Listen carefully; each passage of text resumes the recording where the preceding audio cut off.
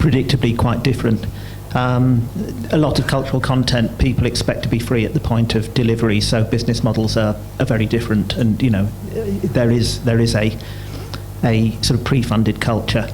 I think the other major issue with regard to cultural, with the digitisation of cultural content, is that the senior executives in arts organisations are of that generation that is digitally immigrant, that doesn't trust digital technologies, that has no real living experience of it.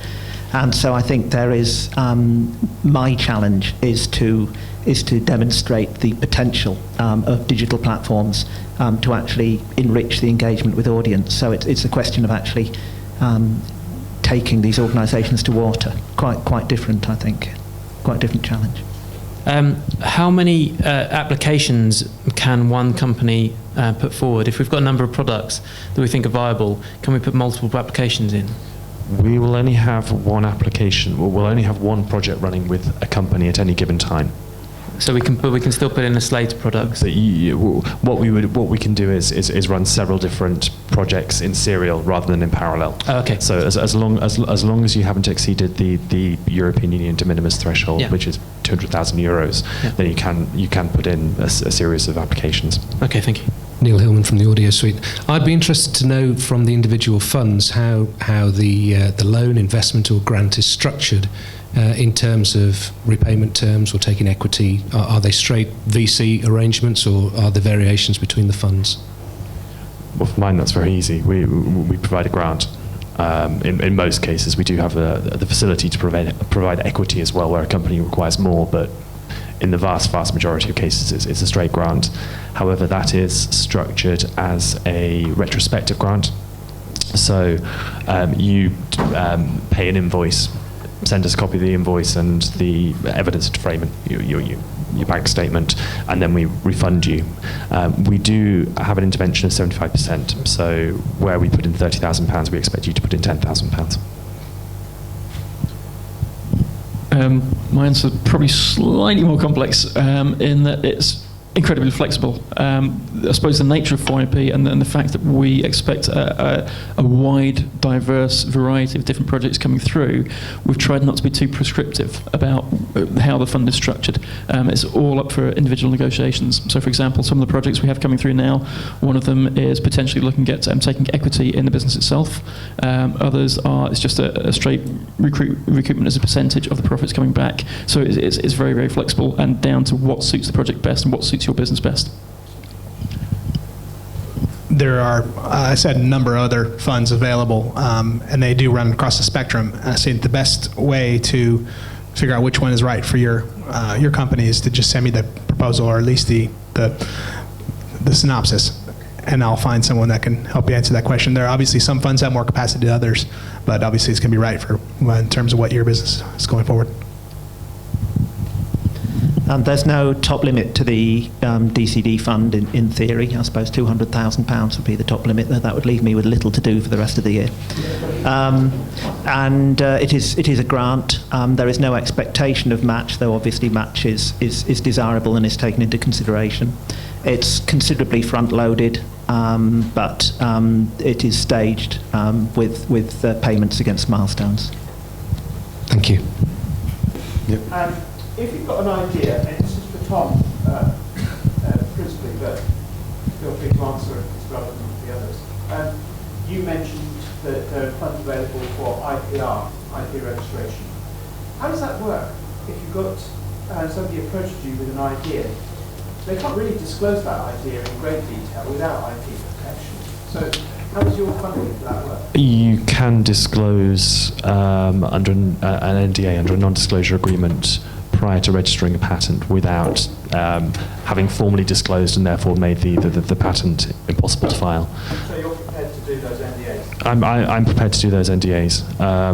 What we tend to recommend to people is that as they're putting an application into us, they give us a good idea of the state of the art and the benefits and advantages that your actual bit of IPR provides, rather than giving us the detail of what it actually does. Telling us the effects without disclosing the actual patentable process, effectively. There's also a newish organization called IXC that's based off of Birmingham University. That's partly Hive funded, so university funded as well.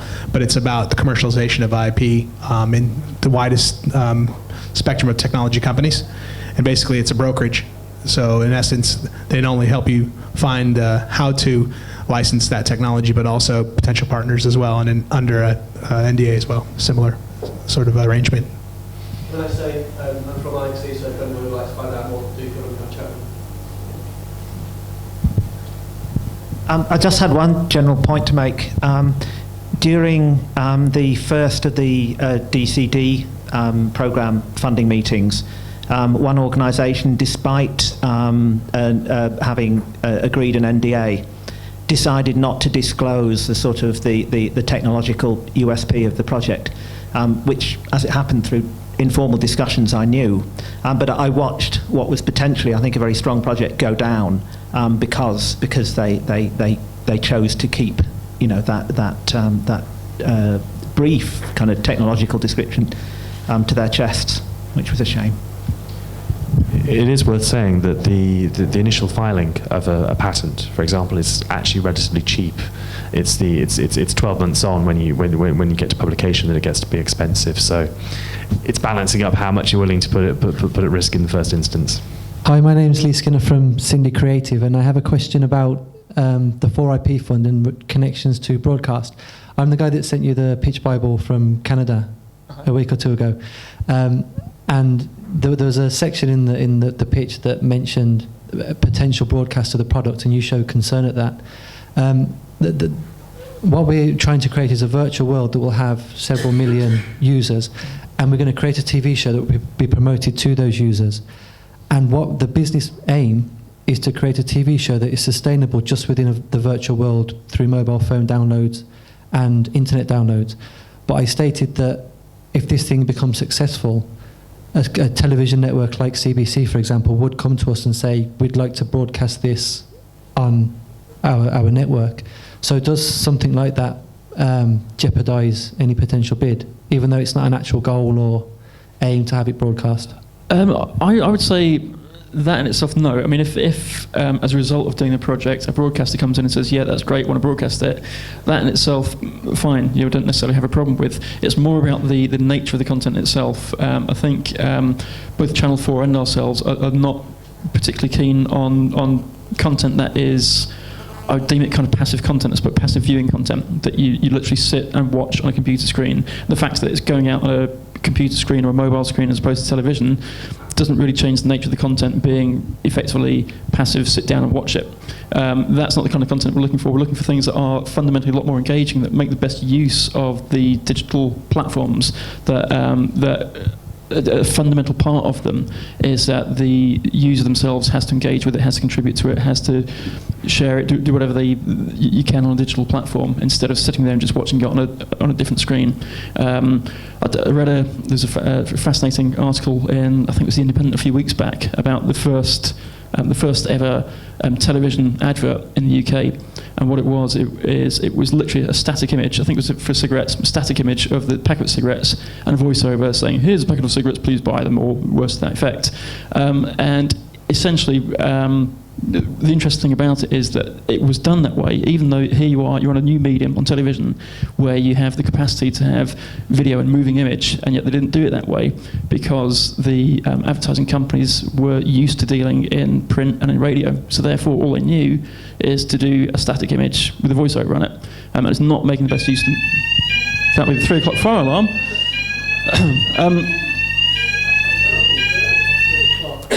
Wouldn't it be weird if by coincidence there was a fire at 3 o'clock? We'd all be screwed.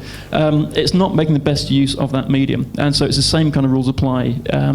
Don't if all you're doing is bringing in something that is effectively television content and putting it onto a different platform, that's not so interesting for us. So I suppose that's the point to bear in mind there. Okay.